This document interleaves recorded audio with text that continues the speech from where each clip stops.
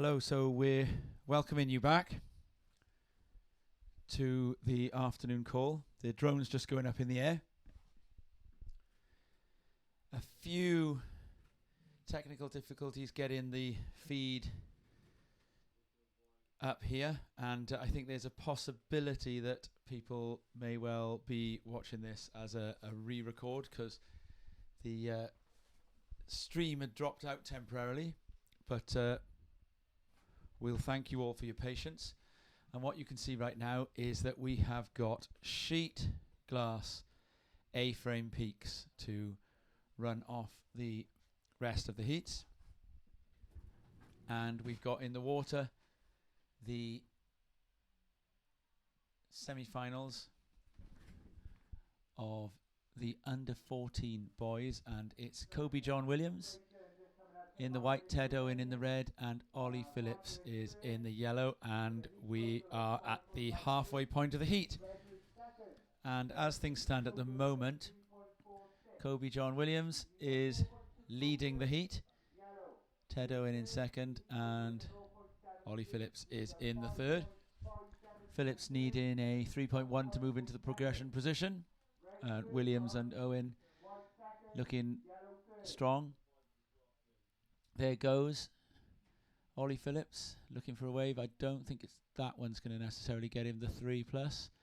And looking the other way, or we'll clarify whether that may have been Kobe. Actually, we'll probably get a better view of the colours from the drone.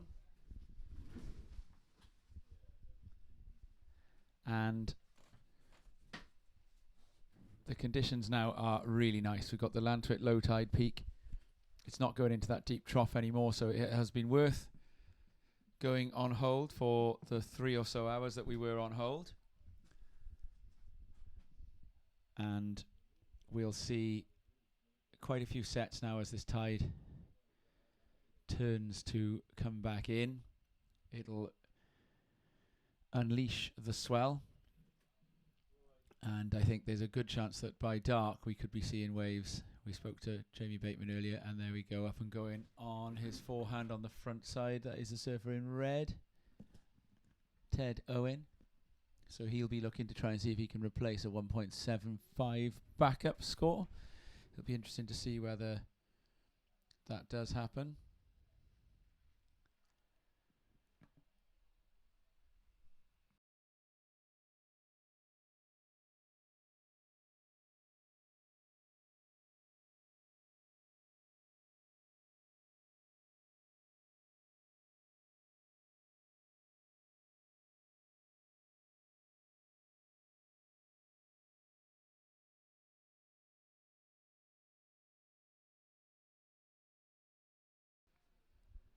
And we've got a nice little wave coming through on the inside here, and that's an in and out for Ted Owen. So it remains all about really Ollie Phillips here in the yellow and whether or not he is going to be able to pick up the score that he needs. It's getting bigger as the other surfers build house on him a little bit there. He needs a 3.1, but that, in effect, we can kind of see that if you look at Ted Owen's scores, both of them still sub 2. That's easily doable in 2 waves for Ollie Phillips if he can get the right 2 waves. Priority is being used. So the surfers do need to try and factor that in. Not a huge amount of time left. But now red has dropped a 3.83. So Ted Owen with the highest score of the heat. And that will put a lot of pressure now on Ollie Phillips because he's going to now need a 5.2. And we can see here that Kobe John Williams is paddling in on his backhand. And one first turn looking to get a reform section here. And he's got a nice bit of speed, bit of style. A little bit hung up on the shoulder. Difficult wave to surf, Lantwit. Takes a bit of figuring. You can see that Kobe went just a little bit too far out from the power source to be able to definitely pull it back round there, but he got a first turn in that was useful. And we will see him drop a score shortly. Now, Kobe has caught a lot of waves in this heat, and you may have just heard the beach announcer saying that he's only got 2 more waves allowed in his total tally. So Kobe John Williams, the 3.5 and the 2.43, 5 minutes left. He needs to use those waves a little bit more sparingly because the should a situation change, it would admittedly be a rather severe situation change, but it's not impossible that Kobe John could end up still needing a wave. And if he did still need a wave, and he's used up his quota for the heat, which I do believe is 15 waves, it's possible they're running on 10. We'll check that. Then that would mean that he's actually not able to catch a wave. The waves would stop counting, and he could be needing a score. So Kobe John obviously is not going to be able to hear this, but he needs to be a bit more selective. And we've got yellow up and right in there, and the left's not yielding quite as much open face as the rights. And I think Kobe John Williams did also ride one. So with 4 minutes left, he needs to only choose one more wave, but he does have the heat lead. I'm sure his dad Lee will have words with him when he comes in. And I don't know if you can hear that in the ambient noise being picked up there, but the beach announcer is telling Kobe in no uncertain terms that he needs to catch only one more wave in this heat. It's an unusual situation. I haven't seen that in quite a long time really come to the fore as a rule, the number of waves. I do remember Nick Swinnerton, who now lives in New Zealand, a former Welsh champion. I believe either 2001 or 2003 he won the Welsh. And I do remember that Nick Swinnerton famously got a backhand barrel, came out, did a nice free fall floater, jumped down, landed in the flats. Should have been a 10, but it was actually his 11th wave. And Nick was penalised for that. He was disqual. That would have been, we're back in the folklore here. That would have been 95, I reckon, that happened. When Swinno was only just out of juniors, or may still have even been junior. If we can consult the Linda Sharps or the Mark Vaughans of this world about what year it was that Swinno won the Welsh. I think it was 2001 or 2 or 3. It's not narrowing it down enough, probably. Linda Sharp, I don't doubt, will be shouting at the screen, telling us the answer. And we're down inside the last 3 minutes now.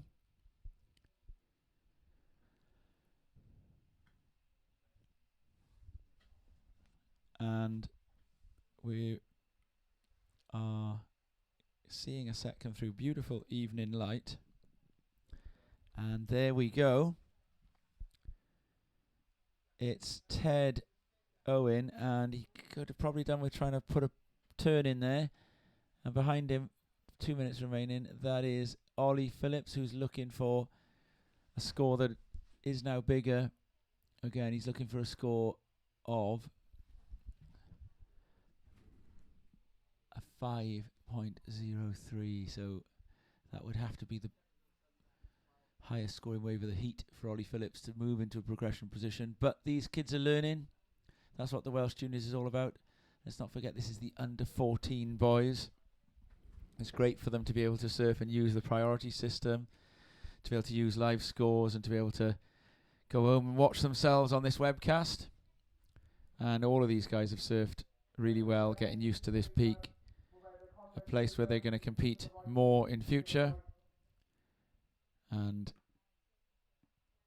we commend their performances. Shortly to the history books as we come to 1 minute and 20 seconds left. So red does take that last wave into his top two, and now this will be red is going again. Ted Owen. So, and I was looking to put it on rail there and really seal the deal, but with a 2.37, that has pushed the requirement up a little bit further again to a 5.67. So it's unlikely that we're going to see that change of progression positions. And Kobe Williams still sits up front. It does seem to have got the message. He's now got priority on 40 seconds. He might now ride a wave, but it does look like there isn't going to be another breaking wave during this heat. So I think we are going to start the countdown. We've got 30 seconds left. You can see now that there are a number of surfers in the water, and this is because the next heat has used its 5-minute paddle out. and is now coming across and getting ready to take over the lineup position from the heat before. And so we will be looking to count this one out. We've got 10 seconds left. And the surfers, they all know where they stand. And you'll hear the horn. And it's a change of heats. So we'll go to a message and we'll be back with the second semi-final of the under-14 boys after these important messages.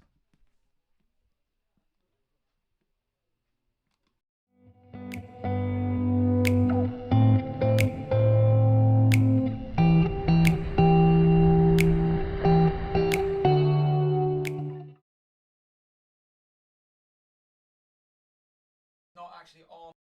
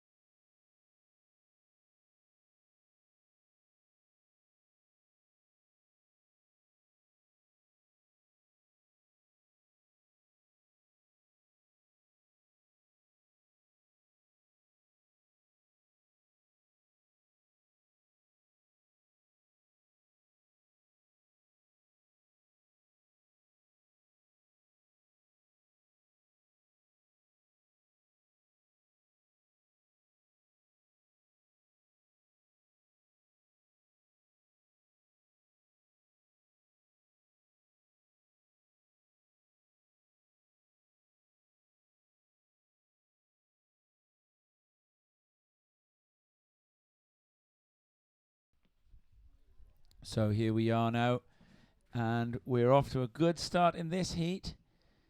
And this is now, I'm just trying to see if I can work out. We've got with the connectivity, I haven't had the heat progression, so I will explain shortly why we ran a semi-final of the under-14s and that we're now running a quarter-final of the under-14 girls.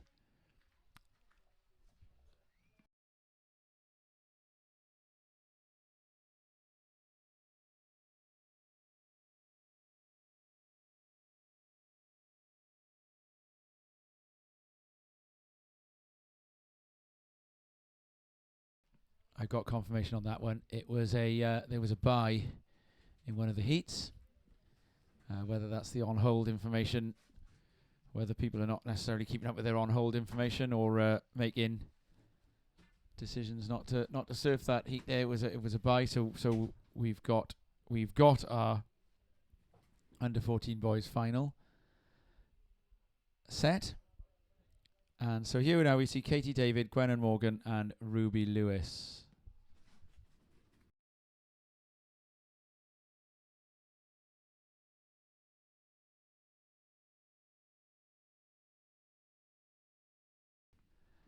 And that was a decent start there for Indy Lynch, who we saw surfing well earlier. And Poppy Owen has also picked one up. And then we've got Josie Hawke in this, in third.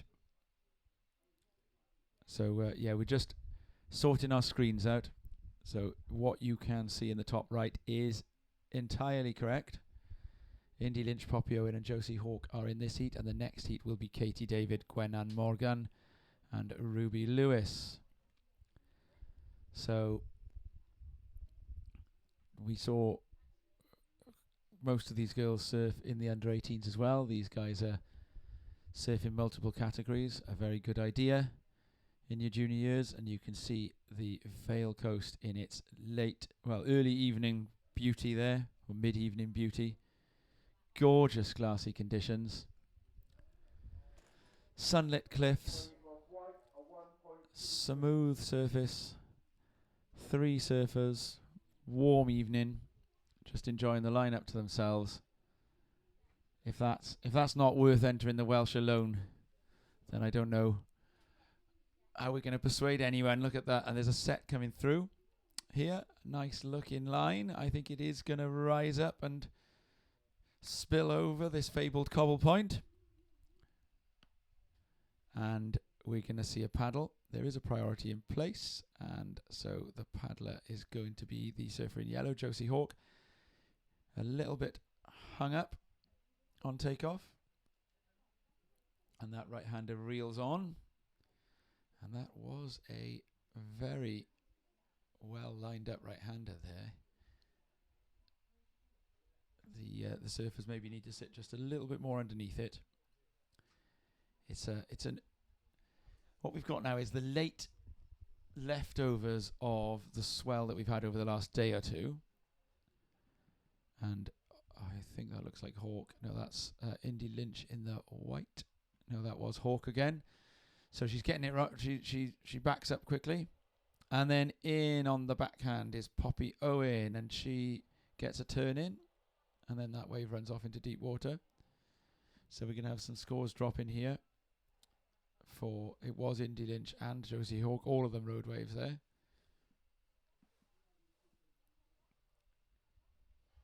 Picking out colours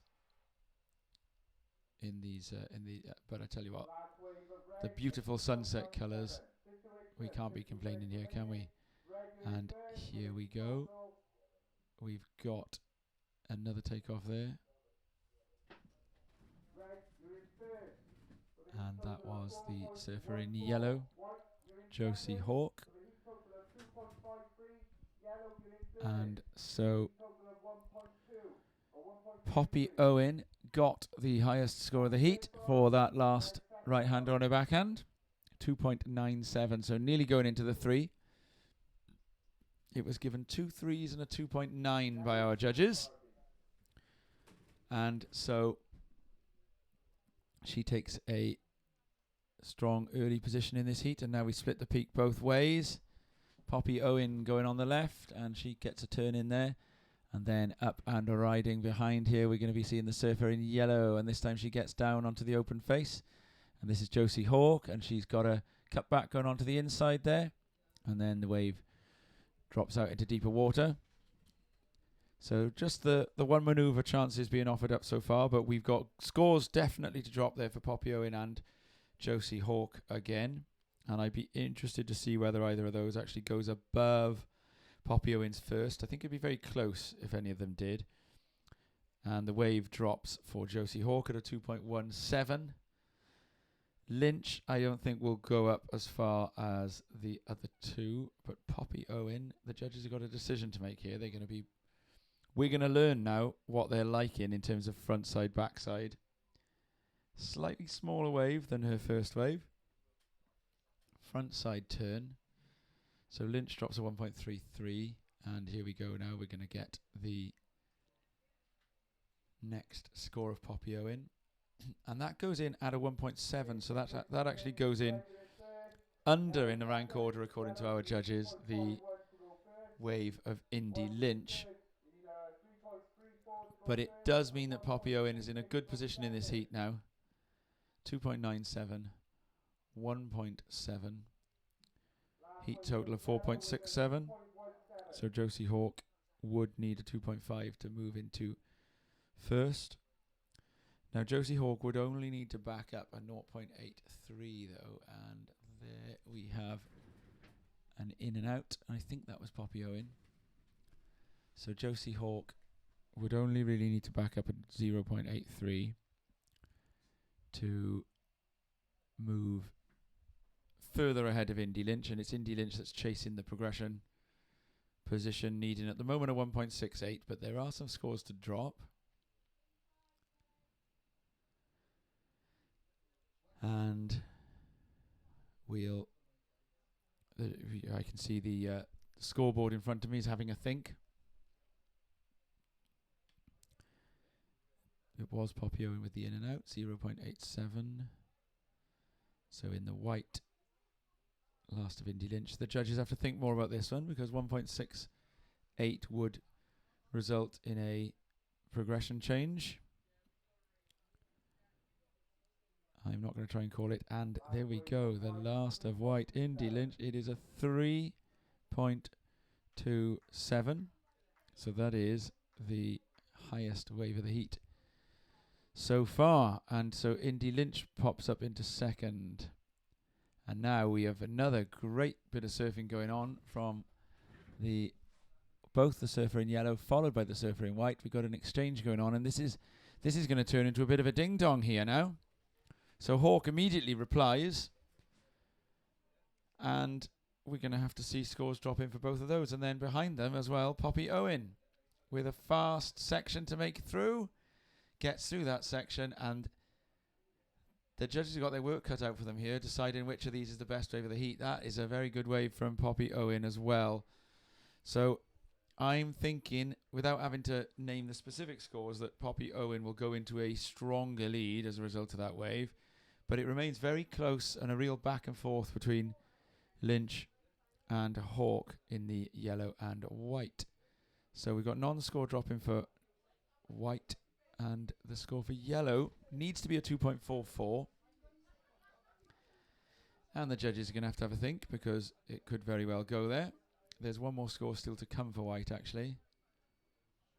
And that's also a very small score, 0.63. So that doesn't change anything. So it's still Josie Hawk now needing the 2.17, and we've got 10 minutes left. So as we reach the midpoint of this heat, we've really got a heat on our hands.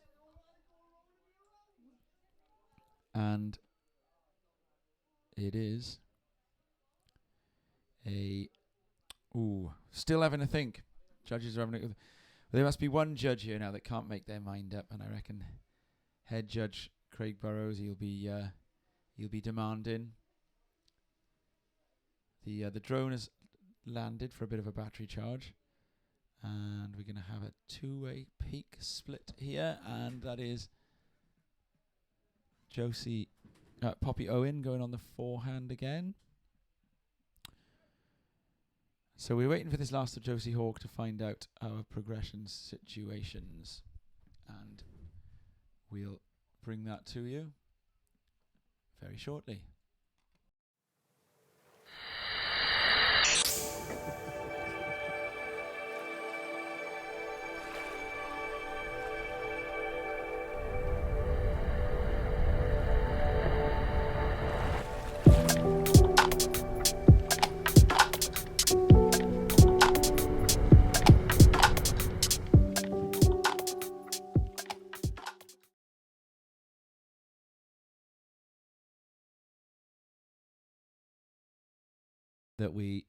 So we're back and we're still waiting for that score, and we've also got a couple more scores dropped in for Indy Lynch in the meantime.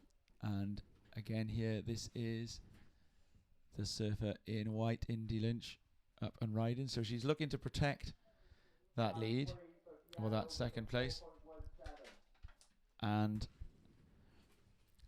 it drops, and the score, that last score of Josie Hawk, it was the highest score of the heat at 4.17.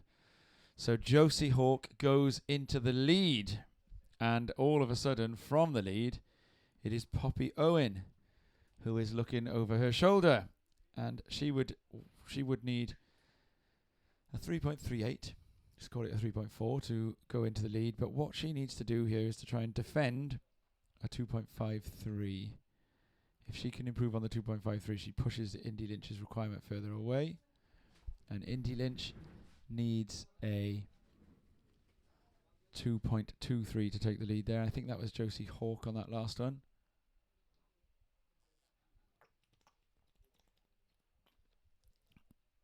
and Josie Hawk, our heat leader. We know this is the under 14 girls. I think the one thing I would imagine parents / coaches will be wanting to see these guys practice more of is that use of priority, because with just under 7 minutes remaining now, Josie Hawk is in third priority and has ridden a wave since that big score, so she would have been in priority at that point. If Josie or Poppy get the priority back and can use it to hold on, then they can make things very difficult for Indy Lynch here. Now at the moment it is Poppy Owen in second who does hold the priority, so she can sit on Indy Lynch a little bit, and that does look now like it is what's gonna happen as we wait for a set. So Indy Lynch, her job is quite straightforward here. She's got to wrest priority away from Poppy Owen, and that can be done by coaxing Poppy Owen into a wave. But then she's got to go on one herself. Now, the challenge here is that if Lynch can persuade Poppy Owen to take off and use that priority, she's got to try and see if she can persuade her to do it on a wave that isn't going to improve her situation. And here it looks like Poppy Owen is going to use that priority. And so she does, and gets a real nice bit of trim going here. In fact, the section that got broken down for her, if anything, helped there. And so now this is going to be a real candidate for the wave of the heat. So exactly what the surfer in third would have not wanted to see happen has happened. But behind and ripping, I think that is the surfer in yellow, Josie Hawk. We'll find that out imminently when we see the priority changes. And yes, now all surfers, there's a temporary drop in of priority for everyone. We've got 5 minutes left. I think we're going to be seeing Poppy Owen post a big score there, and we're also going to be seeing Josie Hawk posting a big score. But we know Indy Lynch has got big scores in her range as well, because so Indy Lynch is in first priority. So at least with these few minutes left now, it's the surfer that needs the score that's the surfer with priority from the point of view of the neutral, because that means that we get to see a good chase on that last wave, or on this missing score. Poppy Owen drops a 3.07 for that. So we can see that the judges here are preferring the quality of manoeuvres over the length of ride, which tells me that the Josie Hawk wave is going to come in at a bigger score, and it does, yeah, a 3.57. So the judges are clearly wanting to see these surfers on rail, and they're more interested in that than they are, because it was a real nice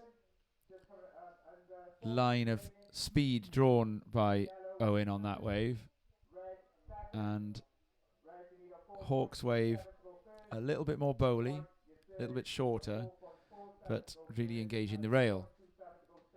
So this leaves Indy Lynch needing only a 2.77 to progress and holding priority. So the other two girls now, what they can do with the priority is they can move around a bit, make that decision for Lynch a little bit harder to make. See if they can do anything that makes her choose the wrong wave. What Lynch needs to do is stay firm, have the courage of her convictions, pick only a wave that is going to yield 2.77 or more, and then paddle for it. And then the surfing bit takes over. But before the surfing comes in, there's the strategizing. Lynch is moving a little bit towards the east of the peak, and the other two surfers have decided to follow her. They took a moment to, you could see them think about it there, and then they've spun and they've gone. So you can see here now that the surfer that needs the score is the one on the left of the screen, Or in fact, we're using the drone shot, aren't we? So the one at the upper end of the screen, and she's paddling in an eastern direction. The other two surfers obviously favouring now, with 2 minutes remaining. The other two are favouring actually that should a wave come through, they might want to be the other side of the peak, because with only 2 minutes left now, if a wave comes through, it will be Lynch's to ride. And with another score dropping now, though, that requirement has gone up, so she's going to need a 6. So Lynch, she should only really be going on the best wave she can find now. And there is a nice peak coming through, and it's going to be split both ways, and Lynch is taking off. And so this is her looking for the 6. She's going to see if she can find an inside reform, doing the work. Wave didn't quite yield that one up, though. And a lovely looking left is going to come through behind on the backhand for Josie Hawke. And this wave is essentially a victory lap with only a minute. Well, there is enough time to get back out should another set come through. It doesn't look... I can't see anything coming around the corner that might definitely get you within a minute. But Lynch will still be needing something. Now, Lynch would have to top... and now what has come through to us here that explains why that requirement went up is we've got a priority interference in this heat. So the wave I referred to by Poppy Owen, the 3.07, where I talked about the down the line speed and I said the broken section, if anything, might have helped. Judges didn't see it that way, and unfortunately the judges have deemed that a priority interference. So bit of a shame to see the heat close out that way, but that's what's happened here. We got a priority interference of white on red. So Indy Lynch, by paddling for that one, taking off, standing up, and then pulling off and leaving a little bit of broken section. The judges have deemed that that would have had a material impact on the scoring potential for Poppy Owen, who did have priority. Poppy is up and riding there. And that is the reason why Indy Lynch is holding good scores but needing a bigger one. So that heat finishes there. Good lessons learned all round for everyone. Josie Hawke and Poppy Owen progress to the next round. I do love the fact that the under 14 girls has got more heats in its first round than the under 14 boys. We've got more competitors entering the girls this year than the boys. I think that is absolutely great. And the more the merrier in all of our categories, of course. But there's a real keen crop of junior girls here at the moment. Okay, so that heat's over. We're going to go to an important message, and then we'll be back for the next one.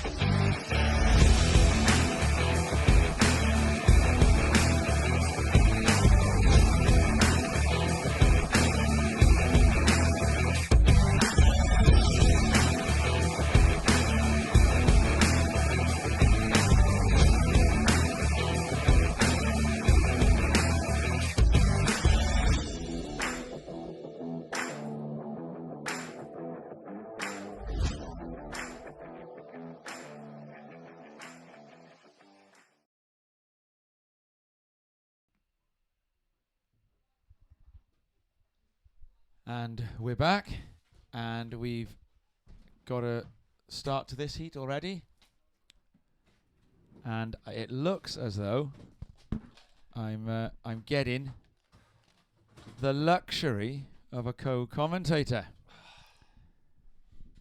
which is always gonna a problem. Yeah, it's on. A problem shared is a problem halved. Mark Vaughan. Although we've got a new problem, which is Herbie waving at us. But Herbie did actually fetch me a drink of water just now, which I did find to be a turn up for the books, really, because I grew up being the water carrier myself. 2 seconds. So Mark Vaughan has now actually been called back on official business, but I think he is planning to come and do a bit of co-commentary. And Here we have, and now the surfer in red, Katie David, rode a wave, as always happens, during the commercial, and it was a 3.5. It was a front side pair of top turns, and then she's backed it up very quickly with two very small scores. Some beautiful peaks coming through now. Gwenan Morgan in the white, and we've got Ruby Lewis in the yellow. And it would be, I'm trying to think, it would be very late in the night now in Kuwait. So if Dad Gary is up and watching, it'd be gone midnight, I do believe. And all of these girls surfed earlier as well. Surfed very well, all of them, earlier. And Mark Vaughan, co-commentator, he's here. Vaughnie, dreamy evening conditions. Very, very pretty, Tom. Yeah, lovely waves. It's just a shame they're micro. But I think if I was a Grom, I'd be very, very pleased. Very pleased indeed. I would too. I'd take a heat out there. At my tender age of 40, forget what the second digit is. You're 40 plus now. Yeah, I am. Yeah. Yeah, that hurts, eh? No, look. Takes a bit of getting used to, doesn't it?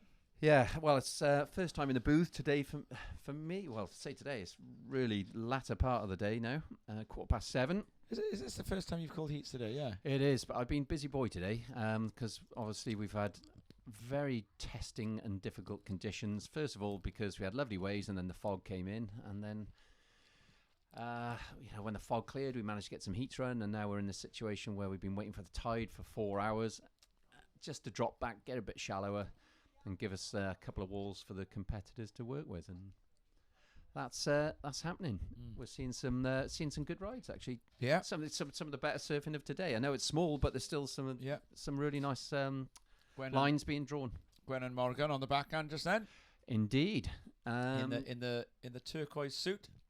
But there was a little peak then that broke it, and it did have lots of oohs and ahs from the judges' booth as they watched it sort of reel off in its perfect little micro state. The judges are surfers, and if you make them feel like they want to ride your wave, it'll help you get a score. For sure. So we've myself and my co-contest director Hugh, we've just been weighing the pros and cons of running the under 16s, and that set did kind of push us to believe that the under 16 boys now, because obviously the under 16 I think that's girls a good idea. It's clean, it's fun, we're running with priority. Yeah. We don't know what the rest of the weekend's going to deliver. Yes, there's forecasters for more swell, but local wind forecast is not that favourable tomorrow, and quite strong westerly potentially on Monday, which could blow it, take a foot off it easily. So there's 0.4, 0.5 extra centimetres of swell tomorrow. So let's not get too excited. There could very well be a middle bit of the day tomorrow again, then, where it's very difficult to run heats. And I don't think we'll have enough light and time with the tide tomorrow evening, so it'll to do this again, which is why we but we'll get a bit more tide in the morning though. Yes, a bit more tide in the morning, and certainly on Monday. So and the tides remain pretty small, to be fair. Well, really small today, as small as it gets really, and tomorrow again another small tide. Monday just starting to edge toward a small to medium. But is the number of finals a number that can be pulled off in one day? That Monday can be an all-day finals day, or? That's a good question. What we got? Sort of 20 categories. 7 hours. If you divide that, if it's 21, 7 divided by 3 is 7. Yeah, about 7 hours. But you got, we but work some on of the junior basis, finals could maybe go earlier. Yeah. We work on the basis of 25-minute finals just to give that extra little bit of. That's a lot of surfing. Yeah, it does add an hour and a half to the event. That. So we'll see. 20 finals times 25 minutes. That's 500 minutes. Well done. Have I done that right? Yeah. If it was 10 times 25, it'd be 250. It's 20, so that's times 2. Yeah. 500 minutes. I don't know what that. Now 500 Well, if minutes it's is 50 9 minutes hours. to an hour, 50 minutes to an hour because you lose all the time in between. That's Yeah, basically 10 hours of It's surfing. 10 hours. Oh yeah, 10 so hours. You see, there isn't 50 minutes to an hour. Obviously, No. there is only 60, but there is obviously a lot of time There's that one we lose. final down, the longboard. Yeah. The junior longboard's down, isn't it? Yeah, and that one was, look, we had a very small entry in the junior longboard in the men's this year, in the under 18s. So we could have flipped a coin. We have a rule that we don't surf if there's less than 4 competitors. 2 seconds. 8 a.m. start. So we've seen Katie David in this heat, meanwhile, has taken 2 scoring waves. So she got busy very early. She got busy while we were still at the commercial break, and then she backed it up with 2 really low scores, and then has backed it up properly with a 2.4. So she's in a decent position. Gwen and Morgan, 1 score that will probably be kept at the end of the day here for now. And then Ruby Lewis she's got second priority. So as long as Katie Davis doesn't want whatever wave comes through, Ruby Lewis is in a position to try and build a score. Now Gwennon, is she from, is she a Swansea girl or Pembrokeshire? You were aware? We don't know, but that's why we've been saying we've been being sure to pronounce the name as Welsh speakers in case, because with a name like that we wonder. Yeah, and just because obviously we have Gwendolyn Spurlock. Yeah. Is that her full name? Is it Gwendolyn? Well, there's a middle name in there as well, And but I there wouldn't is want to give Gwen that Ann. away on air. There is Gwen. And Data protection. You can help us with some trivia, right? Because we were chatting earlier about a past legend. He's still a legend of Welsh surfing, Sam Burkett. Bucket, yes. Is Sam Burkett Gwendolyn Spurlock's brother-in-law? Yes. He is. Right, there we are. That was what we thought. Yeah, lives in Oz. I think he lives Noosaway. Yeah, I think he was Brisbane. Gold Coast, wasn't he? Oh, I don't know. it's easy to get mixed up I've with... seen him there. What's the other lad that rides the longboard? I've gone blank. Connor Griffiths. No, lives not on Connor. The Gold in Noosaway. No, Adam Reimitz. Oh yeah, I thought he was in Portugal. Or am I mixing No, him up with- you're thinking of Polton. Polton. Adam Reimitz is... I hope I'm pronouncing This is his surname. literally a village post office conversation here. No, but but that's what we love about Wales as a country of Welsh surfing. But if you follow Adam on Instagram like I do, he has become quite an accomplished longboarder. Has he? He's out on the Superbank all the time, and he's put some really good clips together. Has he? Oh, Yeah, I will have a look at that. Yeah, some proper man Yeah. turns on a log. Yeah, it's impressive. No, I saw Sam Burkett in the lineup at Snapper. It was, and I was in the middle of a wave, and as I was riding a wave, somebody leaned out the shoulder and said, "Tomo," and it was Sam Burkett, and he was surfing well. I believe he was paying the bills through playing online poker. Yeah, Hugh's quite. When Hugh visits the commentary booth, he's very subtle, isn't he? Have you noticed Yeah, that? he Like gets the his way, doesn't he? Yeah, that gentle shut of the door and Yes. waffling in my ear. He's So a presence. apologies. He's a presence. Yeah, apologies, listeners. But yeah, Sam, he did have an alternative way of earning an income at one point. I don't know whether he maintained that, but Yeah, very good surfer, Very good good lad, surfer. Billabong rider back in the day. yeah. And So, Tom, Yes. looking at the surf here, we have had a little bit of a lull, haven't we? we've had a lull, but when those sets come through, they look good. Yeah, and I must say, I've been watching Katie surf a couple of heats Yeah. today, and she has been, she's certainly improved from what I've seen her surfing last. Yeah, And she has looked one of the standouts in the ladies categories yeah. in the, under 18s, under 16s. And was she under 14s as well? Yeah, and this is the This is under 16s, but under 16s, but there's an yeah, under yes, 'cause 14s to final to run. And I can't. yeah. So again, I've got to check here now because we had an under 14s in the last. No, this is the under 14s. This is heat 2. We've got a quarterfinals for And- these. Under Yeah. 16s. No, that's the last heat. And that's the next heat. That's the current heat. Yeah, well, that's under 16s. Correct, Pony. Yeah, That's what I meant. Yeah. Yeah. There's a reason I'm the contest director. I'd like to think I So- know what's going on. Right. Anyway, I think I might have said under 14s when I said this earlier, but the stat I do like is that it is the under 16 girls that's got the highest number of heats out of the juniors. Yeah, that is an interesting stat. I like it. Yeah, at one point, actually, when I was doing the draw, or I say the draw, extracting the data from our entry system, I was like, my goodness, there's only 2 under 18 boys in in this whole event. Yeah. And then I realised I'd missed a field in my download, so I was quite relieved to see there was a lot more than that. Oh, But, lovely looking peak there. Oh, and look at the way that one's bowling in there on the front side for Katie David there.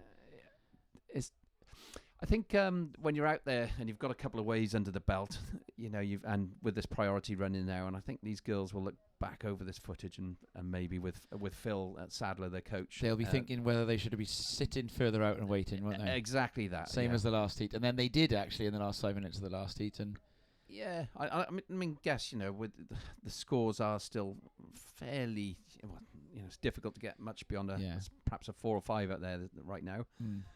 But once you've got those 2s and 3s, you're in a pretty good position. Yeah, got to build house. Build house, and then I'd probably be waiting with priority for a set, even though they're slow. Yeah, I think again, Katie. I think you saw earlier, didn't you, that I did attempt to go and float out there for 20 minutes earlier. I did. Did you catch any waves? I did catch a couple of waves, and I got.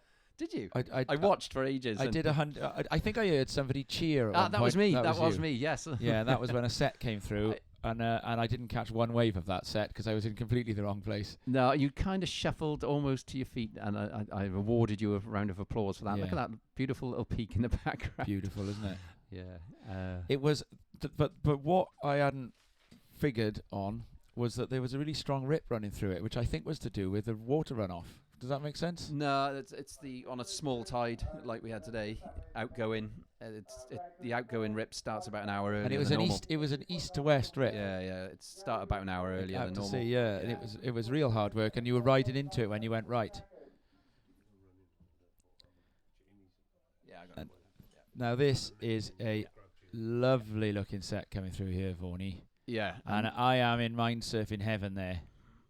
Yeah, and this is where what we were discussing with being in the heat lead. This third one of the set. Oh, lovely. There's a lip line on both right and left of that one. Yep. That is, it's a shame to say we've seen a couple of the best waves that are broken in this heat go unridden. Yeah. And that's, I guess, where the girls, as I say, they've got the scores under the belt. They've all had 2 rides. And you really should be looking now to try and build on that and get on the best waves. And then Here's you've another got one more of them. chance of increasing your score. And we've got that beautiful drone footage as well to show us. Oh, and here we go.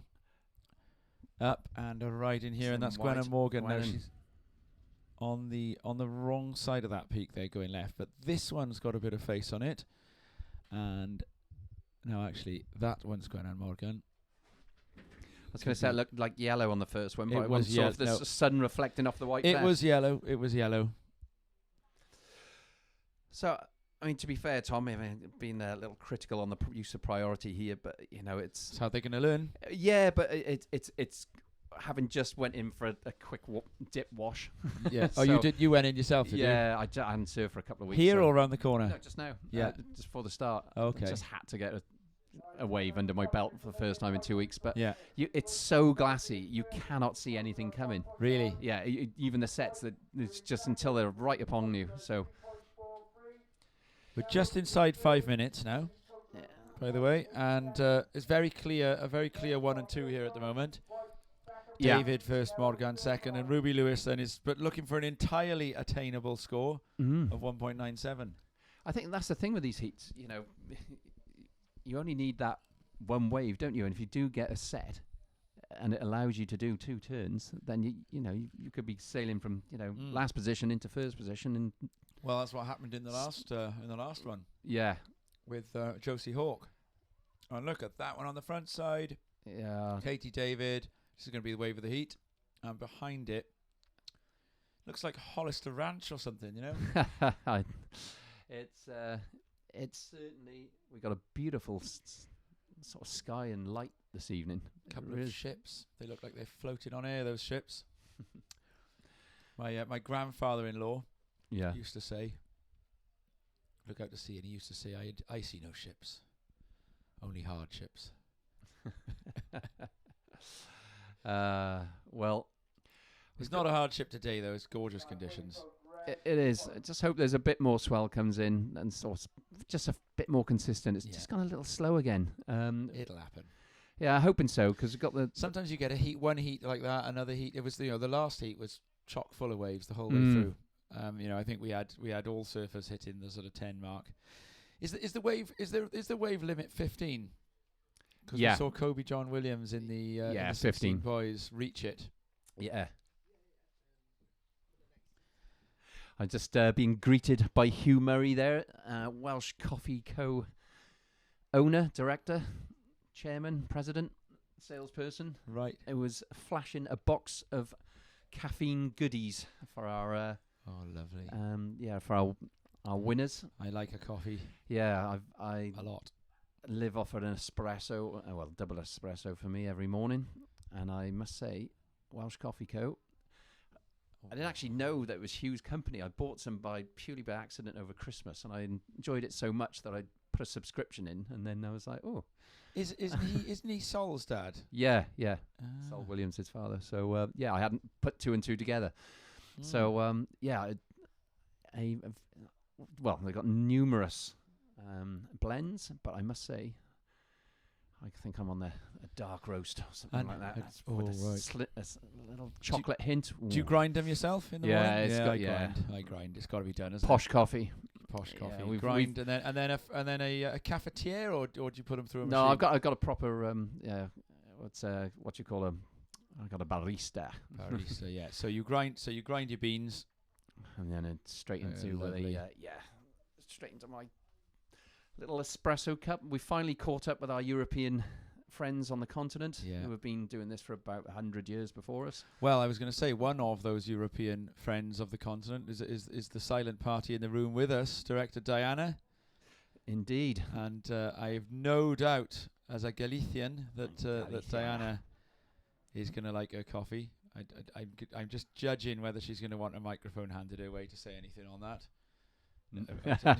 It's a thumbs up on the coffee, but a thumbs down on the on the microphone and having a chat. But so espresso drinker, Diana, is a thumbs up for the espresso drinking, or you a little bit of milk?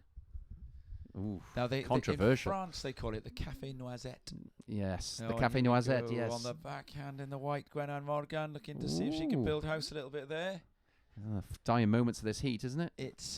It is the final minute of the heat. And Ruby Lewis has ridden one, a left-hander. She's picked up a couple of scores, actually. Second and third waves remain the best for Ruby Lewis. Needs a 1.9. It is doable. Ruby's top score at the moment is a 1.5. So she's there or thereabouts. She's in the conversation, but time might just fall short here. Now we've got 25 seconds. There's no priority, so the surfers can race their way back out. It's looking... can't see any lines there. Well, maybe there's a little one here. I think Ruby's going to spin and look there at is something. Oh, no. Our eyes deceive us. Not quite. So, Tom, as we wind down to the final few seconds. 3, 2, 1.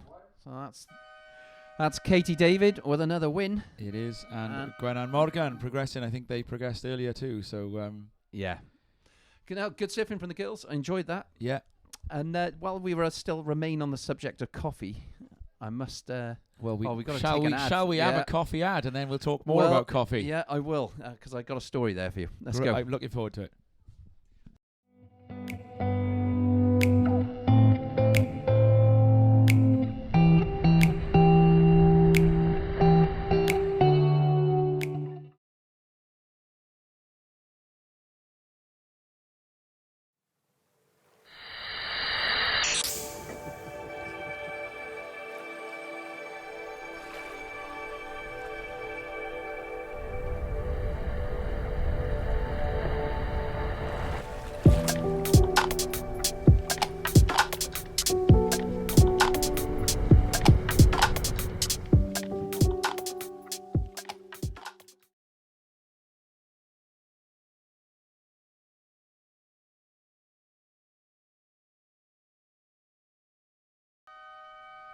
And we're back. Vaughan's coffee anecdote will follow, we assure you. The coffee advert you just saw, by the way, I've only just discovered, was made by camera anchor Craig Nicol himself. And he says that I heard him telling director Diana that he'd used an iPhone to do some of that footage of the coffee cup sitting on the rocks. And Diana looked both impressed and horrified at the same time, because of course Diana works in film production full time, so would be used to a proper cameras on dollies and things like that. But then at the same time, obviously, good filmmaking is good filmmaking. So this heat is underway here with what looks to me like an in and out for Taylor Shelmerdine in the red. Up and riding then, I think, is the surfer in yellow, Seren Davis. And Charlotte Eales was the surfer in white, who's also picked up a score to start off. So we've got things moving. This is heat 3 of the under 16 girls. You heard Vaughan and I have a little debate over what exactly the word under 16 on the screen meant. For some reason, I had decided the word under 16 meant under 14. We get that sometimes. Vaughan, of course, himself, widely known as a great know-it-all. But when it comes to this booth, unfortunately, on the know-it-alls, there's only room for one of us. No, there's room for two of us. 3 when Rob's here. And Ocean's gone a little quiet after a little flurry to start this heat. And how things sit at the moment, Charlotte Eales has posted 2 scores in still relatively low, but scores that the waves are small. They're scores that are not to be overlooked. And a lovely looking set coming through there. So Charlotte Eales sits in first. Taylor Shelmerdine is in red in second. And Seren Davis doesn't need a lot at the moment to move to a progression position. Actually a 0.04, which will have happened on that one. And oh, lovely looking right-hander there. We're, as surfers, we're frothing over what's on offer here. It's a beautiful Vale evening. We're going to be seeing it from the skies again very shortly. I can see that camera anchor Craig Nicol has sent the drone back out. And glassy, beautiful conditions. Surfer in, I believe that's the surfer in white. That was the surfer in yellow, sorry. We've got a range of different screens here. Some of them show us the yellow better than others. So Seren Davis. The requirement had gone up to a 0.8. I think there's a chance she might have got that. Last of white. And Seren Davis gets it, so she's moved into second. So we've got Charlotte Eales in first, Seren Davis in second, and Taylor Shelmerdine in the red is sitting in third. And needing only a 1.25 though. But what is good here is that the requirements for these surfers is going upwards each time. So we started off with very low requirements. Now we've got still very gettable requirements. And as you saw in the last couple of heats, by the ends of the heats, the requirements have grown a bit. And another set coming through. Very late takeoff here from the surfer in yellow. And over there, going on to the left, the surfer in, I don't want to be 100% on whether that's white or yellow. We'll know when we see the scores, because that left is the wave of the heat. So as soon as we see which of those two out of white and yellow gets a big score, it's white, I think. So yellow posted a 1.27. I can see that there's a score about to drop for white. It's going to be the wave of the heat. By a good way, I would say. Very nice looking left, that. Yes, and it's a 2.83. So Charlotte Eales in white now takes the heat lead. And Seren Davis in second. Going from behind the peak there, a little bit late, doesn't quite get onto the open face, but right idea. More gorgeous peaks coming through and breaking. And so I don't think Seren Davis is in second. Needs a good score to go up into, needs a real, 3.23 is a decent score to go up into first. But she'd be looking to replace a 1.07. Taylor Shelmerdine in the red needs a 1.5 to get into second. I'm sure the belief will be there for that one.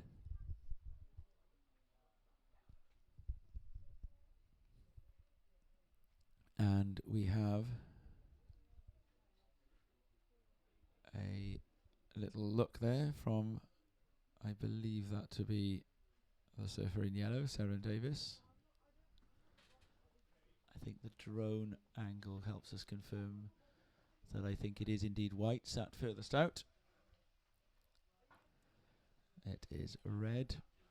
Is holding priority out of the two of them. And then Seren Davis is on the inside and paddling out.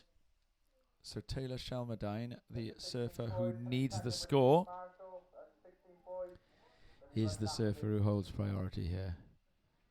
So that's always what you want to see. And here we go. We have a paddle from red. There's a section to make up and doesn't quite get around it. So I'd be surprised if that goes to the score needed, but that was a very close attempt there from Taylor Shelmerdine. Behind her now, Charlotte Eales is going to paddle into a wave on the backhand. And that one shoulders up. Was worth a sniff. Taylor Shelmerdine's going to go again and gets onto the front side, looks for a cutback opportunity, pumps into the reform, and that's a nice one there for Taylor. I think that there's a possibility the judges will be thinking about swapping the progression positions on that one. And she has a little check of her fins, so Taylor must have ridden that one right to the inside then. And we'll get the score very shortly. I'm gonna make a bet against myself. She gets it. She does get it. 1.57.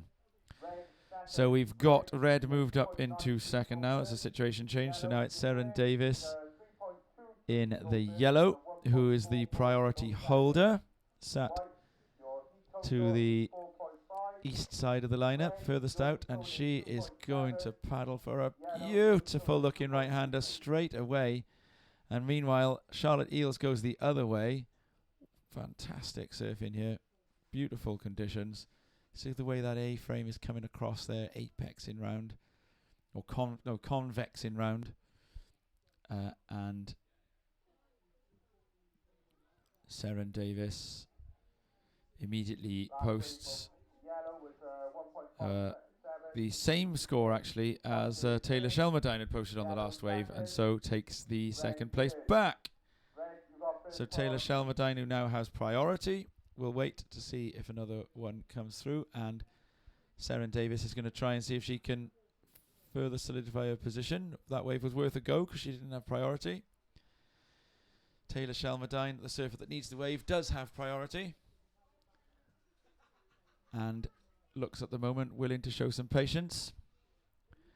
Gorgeous right-hander for Seren Davis just then. Really conditions that would make any surfer who's watching feel envious. I wish they were out there. And the judges, they're surfers, as we say, and we're going to have a paddle here now. And I think this is Taylor Shelmerdine. She's going to use it. Well, now that will be a good, interesting decision for the priority judge there, because they bumped her down. But then Charlotte Eales paddled immediately as well, and that is exactly what the priority judges, they've stripped both of them of their priority and told them to paddle back out again. Charlotte Eales now holds priority. No, Seren Davis now holds priority. So Shalmadine and Eels, they lost their priorities by paddling for that. But priority can be found again out here. So Taylor Shalmadine is in second priority now, moved from first priority to second priority. Second priority, third place. Needs a 1.27. We're just over the halfway mark of the heat. We've got 9.5 minutes left. And the top wave of the heat still remains the wave of Charlotte Eels. A wide breaking right-hander that she got onto the face for and did a couple of turns. And we've also had a couple of good rides from both the other surfers. But Eels is benefiting from that one good one by sitting out in front. In the next heat now, Kobe John Williams, who surfed 2 heats ago, is going to be surfing again. And that's going to be quite interesting to see because he elected to stay in his wetsuit. I was always taught by the great Tim Jones, rest in peace, that if you've got more than half an hour to wait between heats. Taylor Shalmadine with a good one here. Great style. Nice bottom turn coming round. Gets a bit of a combo going. I was always told, 1.87, so she pops back up into second. So second and third in this is a real ding-dong back and forth. Very exciting stuff. Seren Davis now needs, amazingly, the exact same score that Taylor Shalmadine just got. Now, you may find that interesting if you look at the arithmetic of that. If Seren Davis were to post the 1.87, the two surfers would be tied for a heat total. This would produce what's called a count back, normally to the highest single wave. That would also be tied. Charlotte Eels looking to push her lead a bit further out. And then we've got Seren Davis on the one behind here. Oh, I do believe that was Seren Davis. Yeah, and then Shalmadine is going to go herself. And this is going to be a strong one here for Taylor Shalmadine. And that one, I think, will make a point of difference. So, yeah, had there been a tie between them, it would have gone to the best single wave. If the best single wave is tied, it would have gone to the best third wave. And that, at that point, would have put Seren Davis in front of Shalmadine. But that is going to change because Taylor Shalmadine is going to post what I would guess to be a score roughly commensurate with what Charlotte Eels got earlier very shortly. And she does.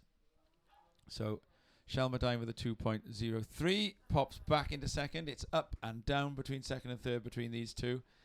And Charlotte Eels, meanwhile, we were talking about priority with Mark Vaughan just then, probably needs to use priority wisely here now because one of these other two could easily pop in front of her here. Vaughnie is back. We're going to get your coffee anecdote in a minute, Vaughnie. Sorry, but, guys. just, I'll be back in a minute. He says a quick 14 minutes. Oh, contest director. And here we go. Chores. Charlotte Eels. Now, priority. We were talking about it, Vaughnie. Here goes Charlotte Eels using that priority.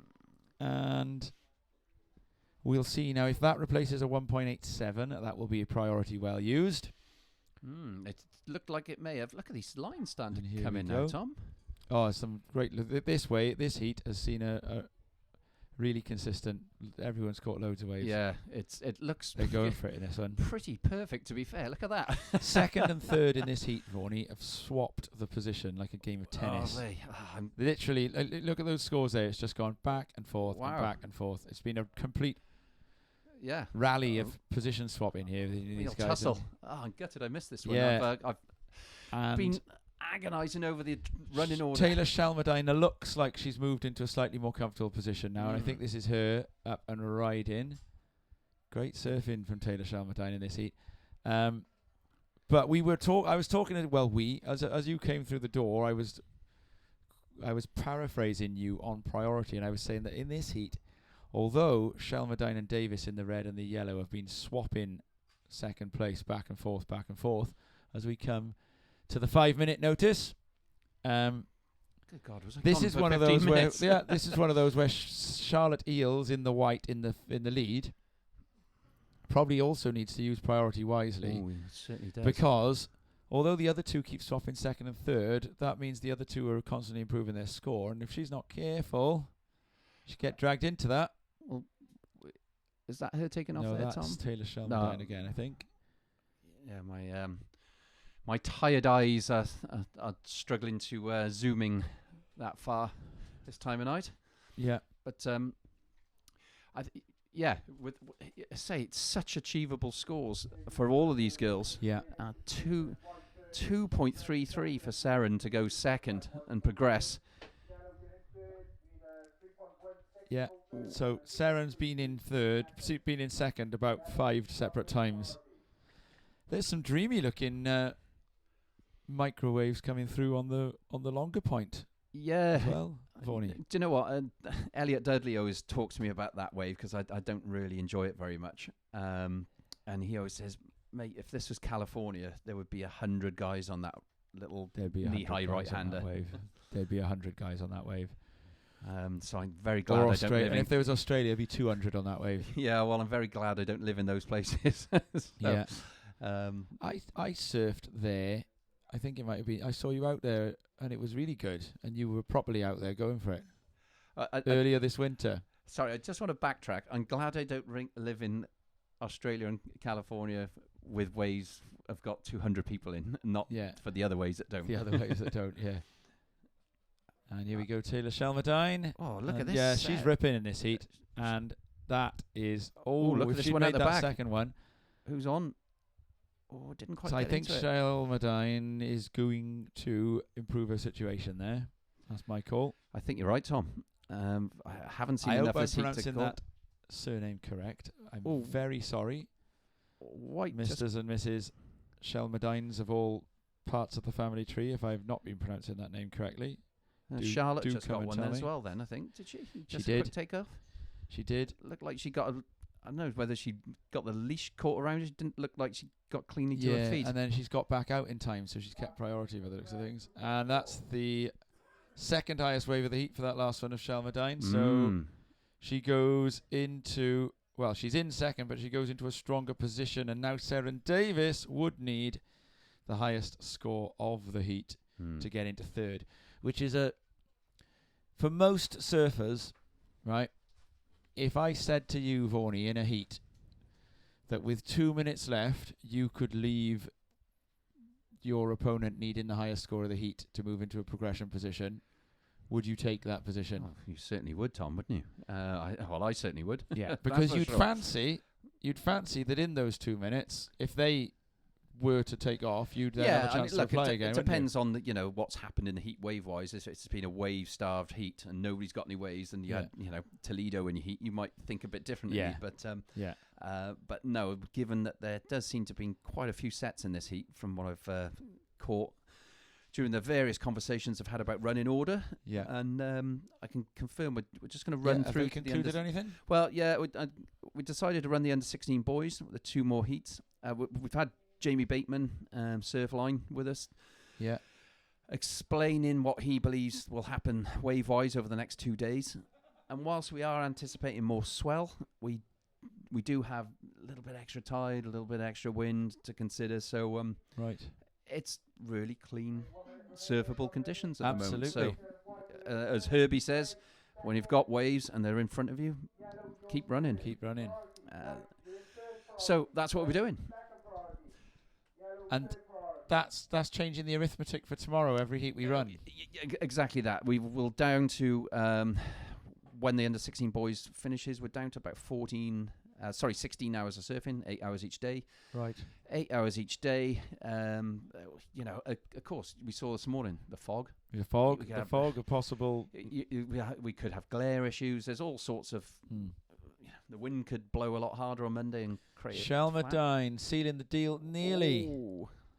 Who have we got out the back here, Tom? Just missed that one. It's going to be a surfer going left, and it's a surfer in white, Charlotte Eels. And we got a paddler. This has got to be Yeah, Seren, is it? Seren, yeah, here she Okay. goes. And she gets... went Oh. onto the rail for the bottom turn and didn't quite get round. Yeah, just coming And stuck there. That's a that shame, because is- that was an opportunity. That is going to be the end of the heat. I know she came second, but Taylor Shelmerdine really impressed me in that heat, because it literally looked as though she really built house in that heat. So that was a good one. Right, we're going to go to a quick commercial, and we'll be back with the under-16 boys semi-finals. Kobe Williams, Luca Owen, and Elijah Jones.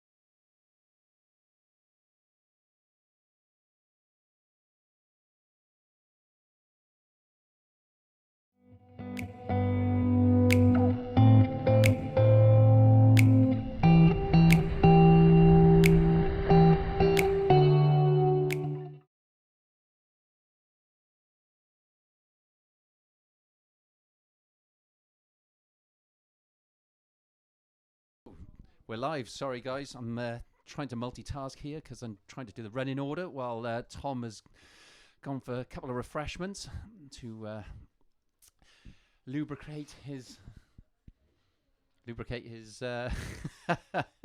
vocal cords after a long day of behind the mic in the commentary booth. So last two heats of the day, under 16s, and in the water we have Kobe Williams in the red vest, Luca Owen in the white, and Elijah Jones in the yellow. Three lads in this heat, and so far with just the one wave for Luca, a 1.33, and should be a good affair. This, looking forward to it. So, and as the sun sets to our right, and it's starting to light the sea in the channel there, little orange. It's a bit of cloud in front of us, so we're not quite getting that, but it's just on the very white water, on the very inside there. You can just catch a glimpse of the golden glow that is happening to our right. Hopefully that'll illuminate the lineup a little more. That seems to be just starting to happen. Some dreamy 1 to 1.5 foot conditions. And here we go. We've got our rider on the backhand. Ooh, and out the back. Okay, there was an early faller. And I'm just trying to work out who that was on the backhand there. And I think the score, when that's locked in, should reveal that. And there's Luca backing up on the white. So can't work out on the backhand that long right with a couple of whacks whether that was Elijah or Kobe. So forgive me, fellas. Need my spotter with me.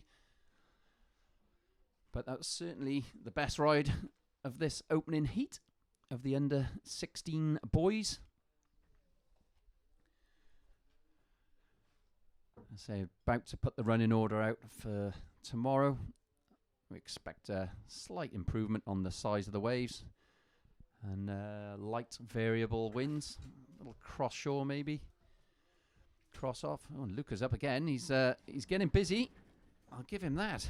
He's not hanging around. So I think that might even be his third wave. So what we got? Well, we had a great opening backhand ride there, and I think it was Kobe Williams. I'm just waiting for the score to lock in. Oh, no, there's the other. We've got lots of scores. Goofy footer. Goofy footer, yeah. I'm just waiting for the score to lock in because I couldn't. Well, yeah, all three surfers are waiting for scores, aren't they? Yeah, so. it was certainly the best ride of the heat so far, and so it just went a bit grey there, but the sunset has illuminated the lineup a little once more. And what a sunset it is! Yeah, so yeah, it was Elijah by the looks. Yeah, he's got off to a flyer with a 2.17 and a 3, which you may think doesn't sound very high considering it's out of 10 points, but given the conditions, there's limited room that you can squeeze much more than a turn or two. It's going to leave the two schoolmates fighting it out. Now look at this set coming through here, Vaughan. Yeah, as I'm glancing towards the screen here on the right, it does look very pretty, Tom, as I keep saying. Well, the way those waves are coming through as well, the sort of open ocean speed they're travelling at. There's Kobe John. No, that's Elijah Jones then, is it? Yeah, that's Elijah Jones. Right, okay. It's another good one. Another good one. I tell you what, if one of these surfers can take off on one of these waves on the peak, because they're just half a section down, aren't they? Yeah, and I guess, as I was saying earlier, it's so glassy, and a lot of these guys haven't surfed out here all that much, and because it's glassy and they don't quite know where to sit in that perfect spot. They're just getting caught on the edge, and if somebody can get on the peak, bottom turn, and really crack it off the top, then you could be into 6-7 point rides. But here we go, someone close to the peak, but a smaller Kobe wave. John Williams. Yeah. So he would have been chasing a 1.5 to go into second, and then Luca Owen. These boys are keeping themselves busy, aren't they? They are. They'll be having Timmy, the beach announcer, warning them off catching the 15th wave shortly. Now, Kobe John Williams did catch 15 waves in his under 14 heat earlier. I can confirm why we went why we had one of the under 14 categories. Why the under 14s had only one of the two semis running, and that was because, unfortunately, Max Davis wasn't well, so Elijah Jones and Bobby Hopper had the bye. So here's hoping that you get better soon, Max. And we're getting some advance warning coming through to us about tomorrow's running order as well. And it's actually Vaughan typing it. He's sat next to me, and that's what... multitasking here, Tom. Yeah. I've got... I'm getting the death stare from Herbie, who's keeps nagging me to put it out. But I can confirm.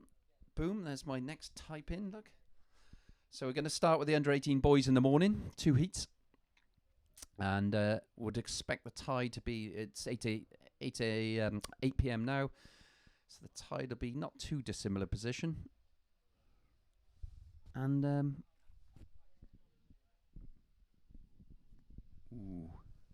just need to check something on that a second. Bear with me.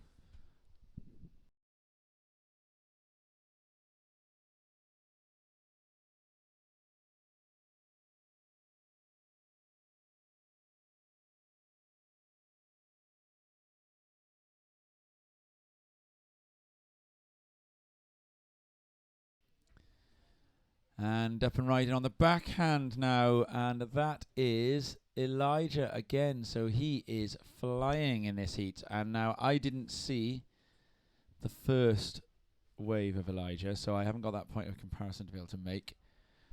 But we'll see shortly. I would be very surprised if that's not close to or the best wave of the heat so far, because the speed and power put into that one.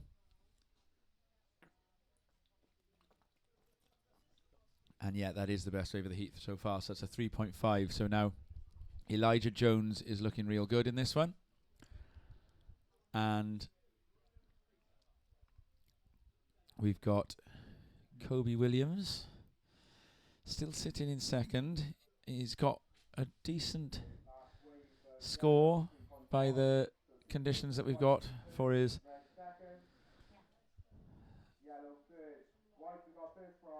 fourth wave, and Luca Owen is the one chasing the score, and he's a 2.02 to advance.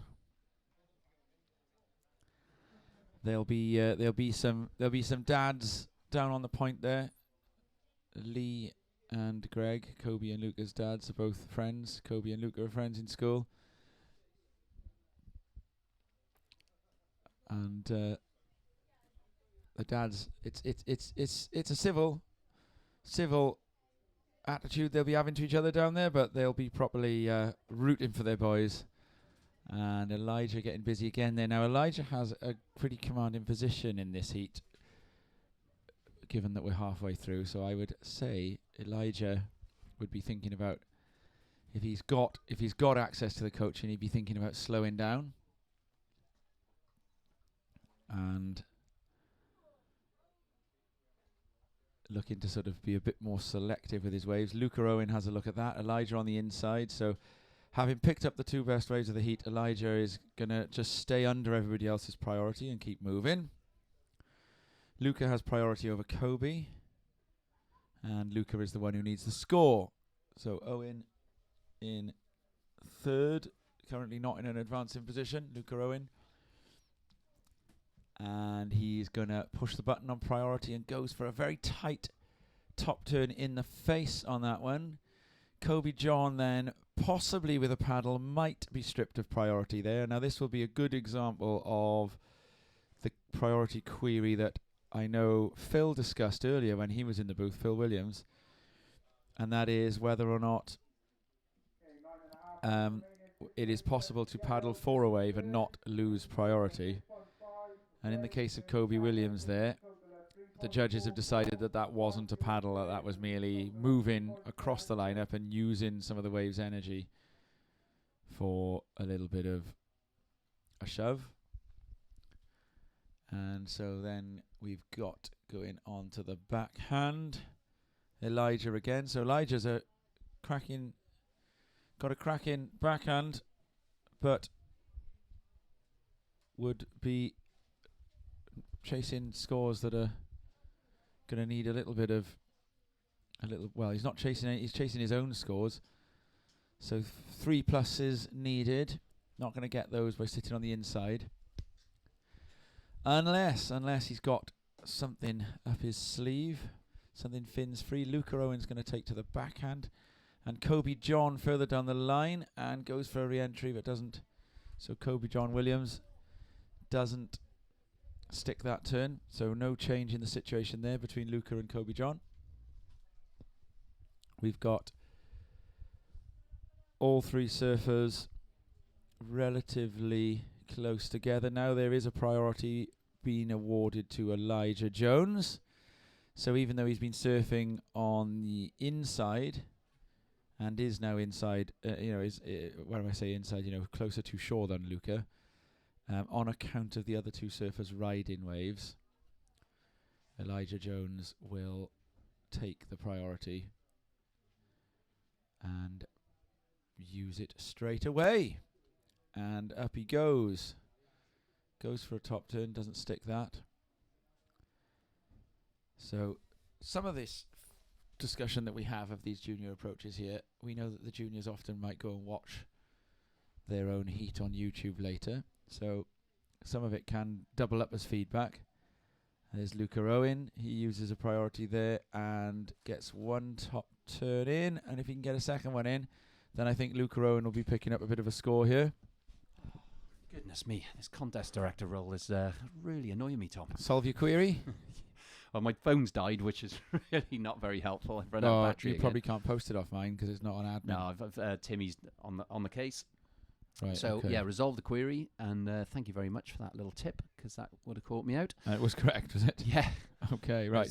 It's changed a couple of times during the day. Shall I read this running order out now? Well, yeah, I've got it, because this is my role. Go on, then. So, basically, we're going to start with the under-18 boys, providing sufficient surfers shown up, Tom, and then that'll follow straight into open round 1 men, which should be about an 8:40 a.m. start for the open men, and that's 6 heats. 20-minute heats, so that's going to take us to 10:40-ish, 11 o'clock, and then we still have a fair bit of tide left for us then. So I would imagine if conditions turn up as I hope they will, then we'll be going probably straight into round 2 of the open men. And then we'd be down to semi-finals and finals pretty much, and probably Fantastic. then 18 boys would we'd have done that. So yeah, we're going to be there's longboard, some bodyboard heats as well. So anyone having a breakfast in the house Tune in. tomorrow, you'll be watching. And here we go, Luca Rowan going one way, and it's Elijah. We got to see his front side there. Yeah, he's really cutting Now, loose there. Luca wasn't he? Rowan, we're still waiting for one more score for him there, but I am pretty sure he's going to get a score that's going to take him at least close to, if not into third. Kobe John. Oh, and I tell you what, that is a priority waste there for Kobe John. Very hard. When you know these kids, Vorney, it's hard. I just slip into teacher mode. You know, it is exam season. It's tough lessons, isn't it? Yeah, because they'll watch it. They'll go home and watch this on YouTube. Do you know, it's interesting the use of and priority. they can learn. It's interesting the use of priority in terms of your years on the planet. Yeah. Because the kids struggle to, as they're learning their trade competitively, they Yes. struggle to get their head around, how to use priority a little bit until they get, 15, 16, 17. Yeah. But again, even some of those struggle. And then as you look at the professional circuit, you tend to see, the guys in their, 20, mid to late Luca Owen, 20s by the way, use it very well. Luca Owen did get the score, by the way. Did he? And so that was a real priority waste for Kobe John Williams there, because he was needing a 2.6. Oh, what's going on here? And then Kobe John spun round and gone again underneath Luca. And we get to see Elijah on the front side. Go on, you were saying about how priority is used in the upper echelons of the game. It's just an observation that I've noticed that the more senior statesmen use priority a lot more, cautiously. Yeah. They don't tend to catch as many ways. Yeah. Whereas the younger guys tend to catch more ways. So I don't know No, whether and that's it's just you're saying this is at elite level now, right? elite, At the especially world. somewhere like Pipeline. Yeah. Or Chopu, where they're really trying to look for those bombs.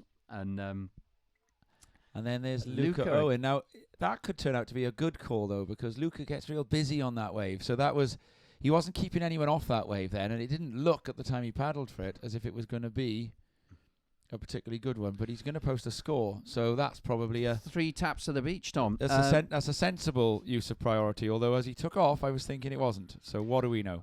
Anyway, go on. I must say, because we must comment on what we're seeing in terms of the surfing, Elijah's little forehand gougey He's cutback ripping. then. Yeah, that looked pretty sweet to me. That looked really impressive. And his scores increased as a result. Yeah. It was only the one turn, but it just goes to show. There we go. Yeah. One turn, highest scoring turn. Yeah. Yeah, 3.53. Luca Owen gets a 3.5 for 3 turns. No, that was Elijah for 1. Yeah, 3.53 for Elijah for 1. Luca Owen gets a 3.5 for 3. 3.5 for 3. Sorry, too So, many 3.5s and so, 3s there. So Elijah with the one turn. One turn. Yeah, it just goes to show it's not a turn in number of turns contest. It's just about putting it on the rail. Kobe John Williams, meanwhile, has gone to third priority on a wave half the size of all the other ones, and needs a 4.2, which is the highest scoring wave of the heat. 2.38 minutes, 2 minutes 38 remaining. To be fair to the boys, I mean they're all giving it a good crack. There's not a lot of waves out there. They're looking for opportunities. I mean the margins are slim. But as we saw, I mean, Luca, to be fair to him, that 3.5 that he just netted, he really worked hard to gain that score. He did, and do you know what? Nothing's come through better since, so it was good timing. It was good use of priority. Yeah, it certainly was. Where is he in the priority? Luca now has priority. There we are. Well, that's where you want to be, don't you? And he's got priority. There's 2 minutes left, and and the guy chasing him needs the highest score of the heat to get through. I asked you in the last heat, would you take that position? Well, it's the same answer, but here we go. Somebody's paddling. It's Luca using the priority, and so that's probably. Well, if we were on the top level now, Greg, we would be we would be describing that as a priority mistake, wouldn't we? I would, yeah. That wave didn't look like, from the moment he paddled into it, it never looked like it was going to offer much. Kobe John wasn't going to get a 4.2 on it, was he? No. I keep saying Kobe John. He's Kobe John Williams. Yeah, I guess that might be the case. Yeah, I'm still, like I say, I'm still really impressed by that front side turn of Oh, Elijah. he's ripping. Elijah Jones has really gone for it in this heat. I've been very impressed. What's He could have also been a little bit more patient if you look at his score. Yeah, someone's splashing around there. Yeah, I thought yeah. we were having a Mick Fanning moment then. well, for a second. yeah, so did I. I was just like, what the nerve? And here we go. So Kobe John. So with a minute left, he's going to need this, and that's not going to yield it unless there's a big air to come. And Elijah uses one. Whoop. Oh, and an uncharacteristic slip. But again, Tom, the guys are just off the peak, aren't they? And 40 seconds left. Again, well, I wouldn't go so far as to say priority mistake because Kobe John is in ankle deep water, but I think that's probably a wrap for that well, heat. look at the one behind. Oh, here we go. Well, that is strategy and surfing. The best strategy and the best surfing got through that heat. Yep, it did. And I must say that I enjoyed that little tussle, although I was in and out the commentary booth. I really enjoyed that heat. That was and I think Kobe John, he surfed well earlier. I'm sure we'll be seeing more from him because if he gets himself onto one of those bigger faces that the other two got onto, he can really open up. We'll see that. It's certainly I'd say very, very clean, very enjoyable conditions. But again, it is small. You know, it's not the most powerful day down the beach. But well done to Elijah. You look through along with Luca Owen, and we progress through. We're going to take an ad. Sending post just got simpler. Despite the growth of email and other digital media, printed letters are still critical for most businesses. Even the largest companies still use time-consuming ways to create and mail letters. When reviewing these methods, the whole process is inefficient, disruptive, and more costly than first appears. Letterheads, envelopes, printers, post rooms, it all adds up. What if there was an easier way to mail your letters, making the whole process quicker and cheaper? There is. MyPost, a digital print and mail solution. Simply create your letter as normal, choose MyPost, and relax. From simple one-page letters to complex multi-page packs, MyPost can reduce your carbon footprint, support compliance and brand integrity, all while saving you money. Data security is a major concern for any business. At MyPost, we ensure all documents are processed securely. Letters are transmitted and received as encrypted PDFs, ready for production to ISO 27001 data security standards. For urgent jobs, Royal Mail First Class is available. But if you want to further reduce costs, you can use MyPost DSA, the equivalent service to second class, but at a cheaper rate. And Royal Mail still deliver your letter. So, is MyPost right for you? Well, it is already saving money for businesses of all shapes and sizes, from high street estate agents to huge international insurance companies. So, give your business a simple solution for your print and mailing needs with MyPost. Post made simple.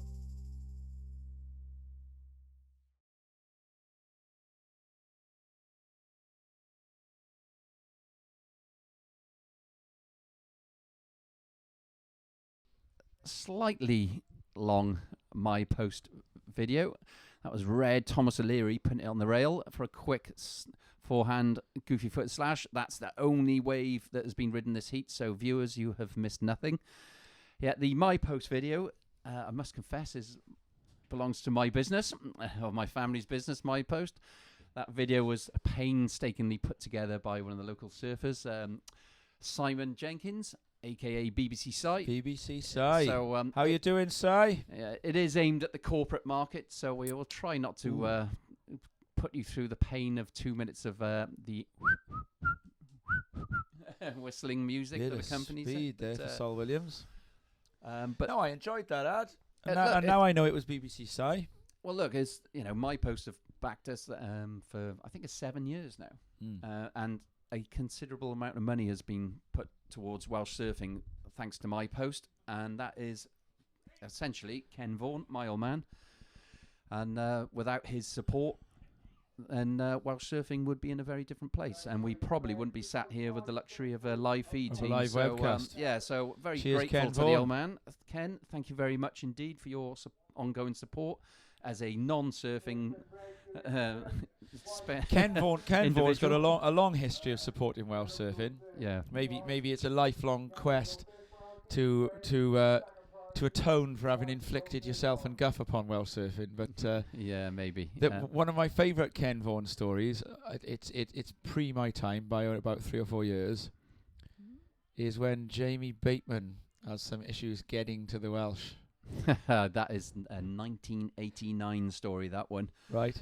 And it wasn't so much an issue getting to the Welsh, it was an issue getting from Castle Martin back to freshwater, and a very large 8-foot wall which is actually a roundabout. Not a large 8-foot surfing wall, by the way. No, that was white there with a quick in and out for Sol Williams, so nothing that's going to be too exciting to talk about there for Sol. I'm sure he'll want to improve on that. But Jamie unfortunately decided to go right around the roundabout instead of left, and then realised he had to go left, and then decided to the vehicle wasn't going to go change direction that quickly, and there was a head-on with an 8-foot wall.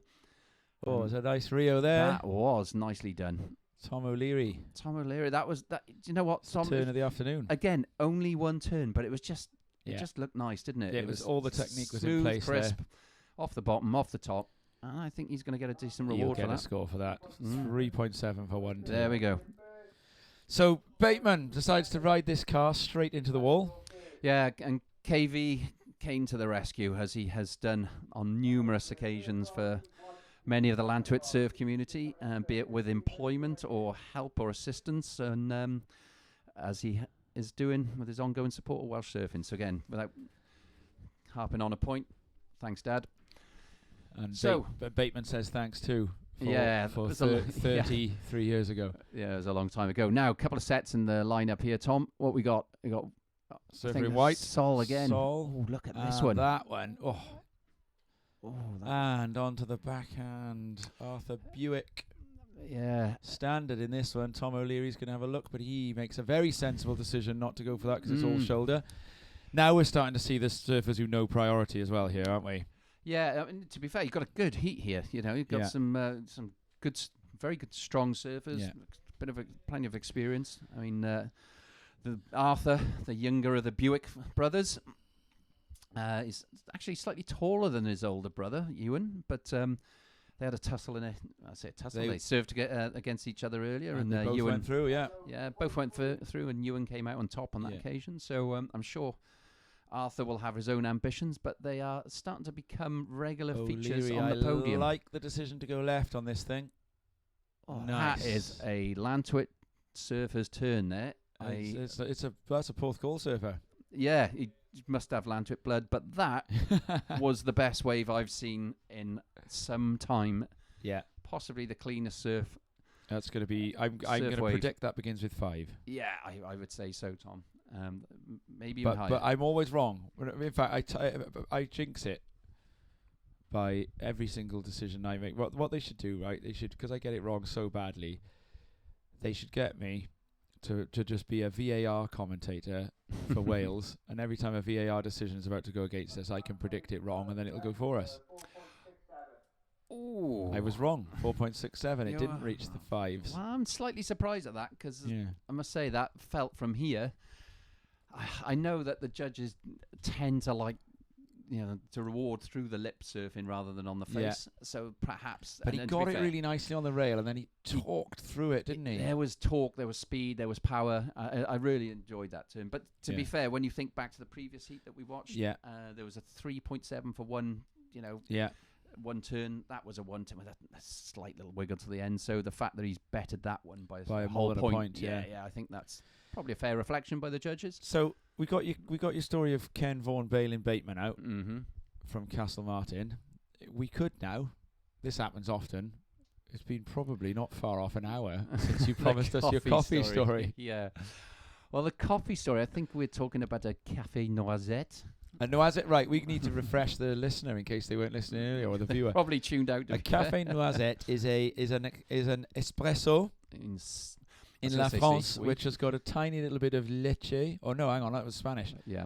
Un peu Lait. du Au lait, lait. a little bit of lait in it, and it forms the colour of a noisette, which is the French word for hazelnut. So Yes. it's a hazelnut-coloured espresso. Yeah, I love very- them. I got to say, before I moved to removing milk altogether, which is where this story comes from, because I was having I met a good friend of mine, Mr. Paul Evans, who you will know from the WSL as one of the Yes. commentary team, a professional. A professional. Rank amateurs. Oh, I got a good story about Paul Evans as well, which I can tell in a minute. But go on. Well, I'm going to try and get this coffee story done and dusted Yeah. while we got a flat little lull in the waves. But yeah, so I was met Paul in Café de Paris in Hossegor, and he ordered his espresso or double espresso, and I ordered un grand café au lait, Right. to which he balked and just went, "What? What are you drinking that for?" It's It like- was this the Café de Paris on the corner in Osgore? Yes, you know the one. Right. And so he after and Evans has incredible wit and speed of mind, and he's a very smart man and articulate, and has a fantastic grasp of the English language. And yeah, he ridiculed me among others. Yeah, he ridiculed me and suggested that I was a baby, basically, consuming milk like a baby, and that put me off milky coffee from there on. And I moved straight to espresso, no messing around. And Well, that's I it. did. Never look back. I did, teeter for a little while with the Café Noisette, Right. before moving to the hard stuff. Oh. Well, as a teetotaler, I'm quite used to people complaining about what I'm drinking and claiming that it's some sort of antisocial decision. So I'm going to stand by my noisettes. Well, here we go. We got a paddler here, Tom, and we made a decision to go right on that. That left looked a bit better. The left looked better. That was a natural footer's move. That wasn't it? And here goes Sol O'Leary using a Williams. priority, and he's going to go left as well. And another attempt at that same turn, but gets hung up. Yeah, I think he was he was attacking, So or looking to attack the lip, but it didn't quite among help him Paul out there. Evans' other talents, right?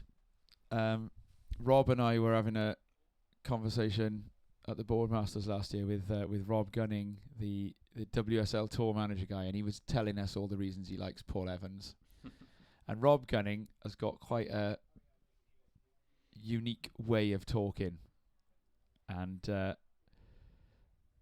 Rob Gunning told us at that point, he was telling us about Paul Evans and how, everything you just said, he's very clever, he's very skillful, yeah. And then Rob said,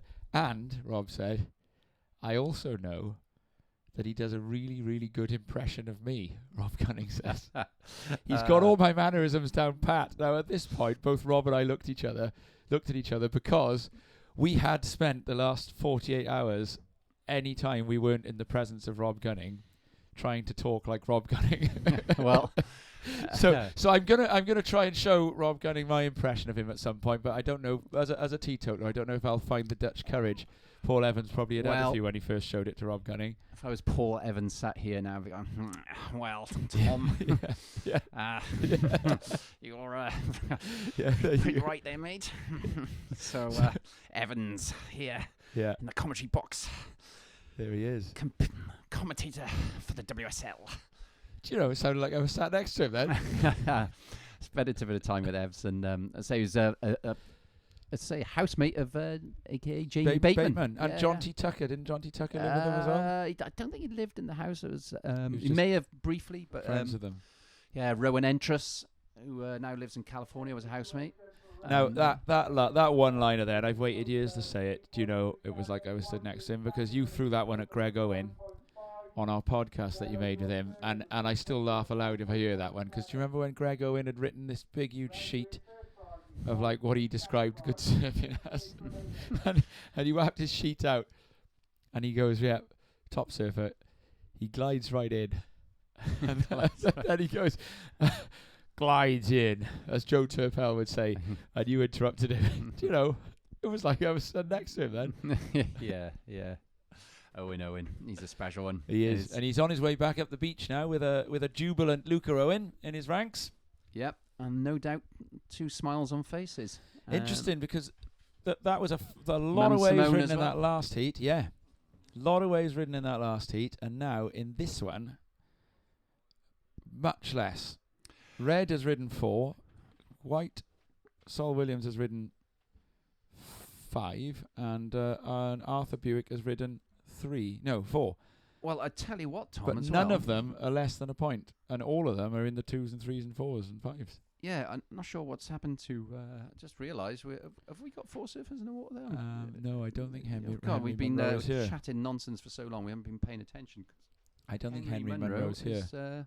is not here. No. Don't know whether the late evening appointment with the seaside has put him off, or whether he was, perhaps didn't pick up the messages. But it means strange. Buick needs. It's tight, isn't it? 2.63. It's real tight. But look at the quality of waves in this heat compared to the last one. Right now, the last one almost got to the same sorts of scores, barring those by Tom O'Leary in this one. But it got there with like 8 or 9 half a point rides in between. So I would say, Kobe John in particular, Luca, those from the last heat, look at how sparingly the surfers have gone in this one. But there has been less waves in this heat as well, hasn't there? There has been a bit less, but what's starting to happen now, Tom, is the guys have just been dragged over to the right a little by the outgoing tide. And if you can see to our left here, there's 2 or 3 perfect little peaks. Yeah. And that's the main peak there. Now, as the tide drops back, you've got Half Point, which is where the guys are now, and now they're paddling back to the main peak, and then further to the left, then you have Kurt's Corner. But here we go. Actually, great split. Now O'Leary with the best turn. Now there we're going over 5 for sure on this one, Vaughan. I did see Sol and the white. I think Sol. No, it was Buick and Sol was it? gone on the one behind, so we might get a change of the progression positions. Whoever went right, they did a nice crack. Sol Williams. Was it? Okay, he did a nice crack through the lip, so that... No, sorry, it was Arthur Buick. Sorry, I meant Arthur Buick. No, he gets a 2.87, falls just short. Okay, well, yeah. There's more scores to come for all 3. Yeah. Well, you had 2 up and riding at the same time. One went left, one went right, so we know... that Thomas, the goofy foot, went on the left-hander. That one's going to begin with 5. Viewers, apologies for not being able to recognise the colours. It is Buick quite fading light 3.43 Arthur Buick pops leapfrog Sol Williams into second. Ooh, that was let's say a little tough on Sol there, because he wasn't far off it. No. Again, look, there's another really nice looking set coming through here, Tom. O'Leary. Oh, look at that one. Is going to be as close. O'Leary is going to be putting the other 2 in what will be at this time of day, and in this kind of heat, tantamount to a combination. Yeah, with this remaining time as well. Yeah. We got 4 minutes and 20 left. Is this the last heat of the day, Vaughan? It is indeed. There was somebody was suggesting about running another heat. John. I did suggest it might be a little dark. And it's great that these heats, though, that were meant for the morning have now been run off, isn't it? Yeah, look, I mean, Hugh, I mock him there, but he's right. You know, we've got ways, and for the surfing we see now, this has been the best heat of probably that we. I mean, there was the earlier heats in the fog that were very difficult to see, but this has certainly been. Oh, it's been one of the best heats of the day. Yeah, some good scores. Like judges are waiting and really having a good think about this last one from Red, Tom O'Leary. There it is. 6.17. Well done, Tom. You were bang on there. What did you say, 6+? Well, I said more than 5, but yeah. I got to say, I haven't seen Thomas surf for some time. Yeah. And this is one of the nice things about coming to the Welsh Nationals, when you don't see some of these kids surf, how much they've improved. Oh, and look at this now. Wow. Oh, that's now this Sol is a response Williams. from. No, this is Arthur Buick. Oh, is it? Yeah, and this is Sol Williams. So I just to explain, I've got the monitor screen with every camera angle nearer to my eyes than Vaughan has. No, I can't see the screen. So I'm I using can my see. Yeah, Vaughan's using his eyes. I'm using the camera. I'm using my 38-year-old eyes, Tom. Yes. Whereas I'm using my. I'm using the camera. Again, look at this set. I Tom. think Buick set of the evening. Yeah. Oh my goodness me. There we go. It's going to go unridden because they're all on the inside. Look at that wave. Nope. O'Leary's going to get on one. Sol I Williams wish he'd got on the one behind. Oh, Sol is figure of 8 cut back. We might see a spin and go. No, he's too far in. Yeah, I wondered if Sol might have been. That that was. We the were set lost of the for day. words, both of us, Yeah. I sitting mean, there groaning and moaning. Oh, it's look funny, at it. isn't it? Atlanta, it's such a the way that peak What a just wave. peaks up and breaks left and right, Beautiful, and beautiful. just so surfable, even when it's sort of waist high, and Yeah. it's a fun wave, that's for sure. But it's it's not always like this. That's the other thing. She's usually got that hellish rip. 4.7 for that last of Arthur Buick. So Sol Williams now needs a 5.3. I feel a bit for Sol there because Yeah. he was going strong and he just made a couple of sort of wave choice decisions that have come back to You're exactly right. bite him, and Arthur has just managed to find those runners That's right at exactly the right what's time, happened. right towards the end of the heat, and Yeah. it's like that counter punch that you just can't get Yeah. back up from. It's Well, in this back end of the heat, now there's a minute and a half left, right? yeah. The three best waves that have come through got ridden by Arthur Buick, and Tom O'Leary, didn't they? Yeah, I mean, the only thing I would say in Sol's, with this final minute remaining, is he does have priority. Yeah. So he has a chance. And the ability. Yeah, 1 minute it and 10 certainly seconds. does. But what's he need, Tom? A 5.3. So he's gonna need a set, and he's gonna need two fairly significant turns. Yeah, he's going to need the second highest wave of the heat. And having just seen the set of the day, or the set of the evening, rather, It is unlikely. what is the chances of another one of those coming through as we count down? Low is the answer to your question. Yeah, they do with these 50 glassy seconds. conditions. Yeah, they do. These glassy conditions kind of pop up out of nowhere, but I'm not seeing anything at the moment that suggests that it's going to be Sol's day. Which, I'm sure because he's not a small kid.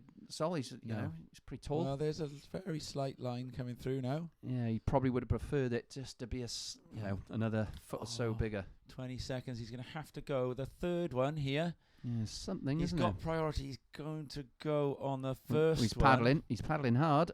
And, well, there's a wall on it. So get going, Sol. Here we go. And He's got some speed. He's going to have to. He's got going. And... Well, he did the wave catching bit of what he needed to do, didn't he? That's all he could do. He gave himself a chance, and unfortunately, that wave it was a lot smaller than some of the sets we'd seen, and as we could see, he was just trying to generate some speed to be able to force a turn out. But that's it. It's a wrap. Thomas O'Leary, fantastic performance. Yeah. Arthur Buick, again, some great surfing. Good comeback from Arthur. He progresses through. Sad to see Sol go, one of the local lads, but I'm sure we'll be back to fight another day. And that's, that's us for today, Tom. It is. We have the under-16 boys final decided then. It's going to be Elijah Jones, Arthur Buick, Tom O'Leary and Luca Owen. And it'll be exciting. Who's your money on there? It's got to be O'Leary, really, isn't it? I'd say from what we saw. Yeah. And... We've moved our camera. In fact, look at this. The camera has been... It's on the... it's going into the bag. We're about to watch a camera going into a bag. Director Diana is yelling, cut. No, we're back on the lineup. I feel like Ron Burgundy here now, torturing the director for carrying on talking. That was the last heat, though, wasn't it? That was the last heat of the... Well... It was the last heat of the day. Yeah, there's a couple of guys going in for a surf now. So, Tom... That's all set. My money's on Tom O'Leary from that one, but I think I would like to see Elijah Jones had he surfed in the waves from that heat. Yeah. I think... Because the waves weren't as good in his heat. Well, let's see. Tomorrow's a different day. May have a slightly bigger surf, but Thomas looked on form. Fast, powerful. And what time are we up and running? It's an 8 a.m. start, Tom. And... hopefully a little bit more swell as we see. Look, another one on the beach there. Yeah, start to push in. Ladies and gents, thanks it's for joining us. It's been a pleasure. Look forward to seeing you tomorrow. Thanks everybody for watching. Diolch am edrych and gwelwch chi yn y bore. See you in the morning, guys.